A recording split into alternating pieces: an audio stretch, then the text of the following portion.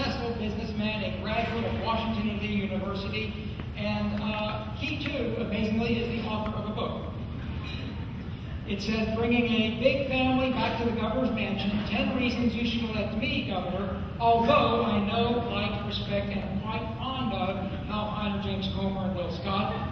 This book is available at Amazon for $19.95. Please welcome candidate Matt Bevin.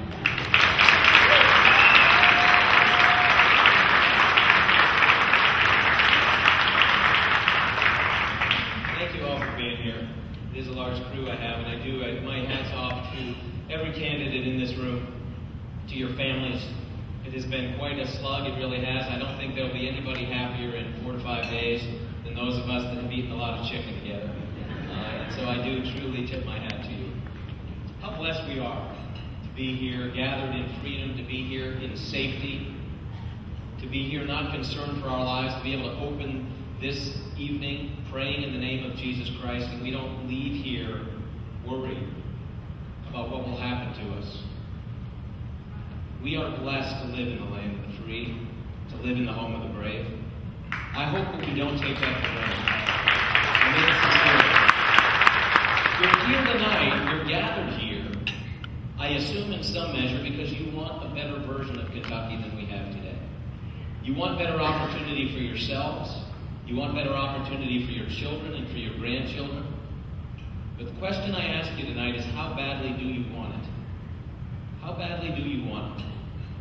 Because the reality is, what we have here today and what we have been blessed with is a result of a degree of sacrifice the likes of which very few in this room, if any, have any idea of.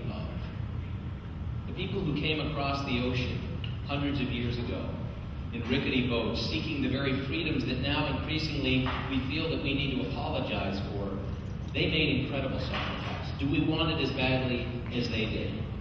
Do we want a better future as badly as those men that if they were lucky enough to have shoes at Valley Forge in the winter of 1776, they ate their shoes to keep from starving to death? Do we want it that bad? Do we want it as badly as those men who have given their lives?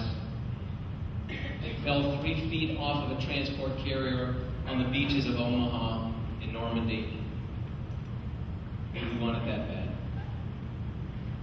Because I'll tell you, if we don't, if there is not something within us that wants to, even some minor degree, the willingness to make the sacrifices that those that preceded us made, we don't deserve a better future.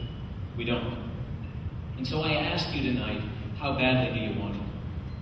This isn't a game. It has become a game at times to people on both sides, but it isn't a game. What is at stake is great. America is an exceptional nation. America is a great nation. It is a nation among nations both now and throughout the history of this world. But it didn't get here by accident. It's not going to stay here on autopilot. It is going to require some modicum of sacrifice from every single person in this room. And so again, I ask you, how badly do you want it? Abraham Lincoln, who we honor tonight, noted that good things may come to those who wait, but only the things left behind by those who hustle. And so my challenge to you tonight, regardless of who you're supporting, hustle, sacrifice, make phone calls, knock on doors, talk to your friends. We owe this to the legacy of those who have given everything. 1.5 million Americans, since the inception of this nation, have died in uniform to afford us the right to go to the ballot box next Tuesday, and yet fewer than 2 out of 10 of us will even take the time to do it. Shame on us. Shame on us. An extraordinary sacrifice has been paid. And my challenge to you tonight, do your homework. Look at those of us that are running and decide amongst yourselves, which of us do you feel is the most appropriate? I can tell you without any question, I've spent a lot of time with the other candidates over the last months. We've heard each other speak time and again. There is not one of us who is not imminently more qualified than Jack Conway, and please don't forget that.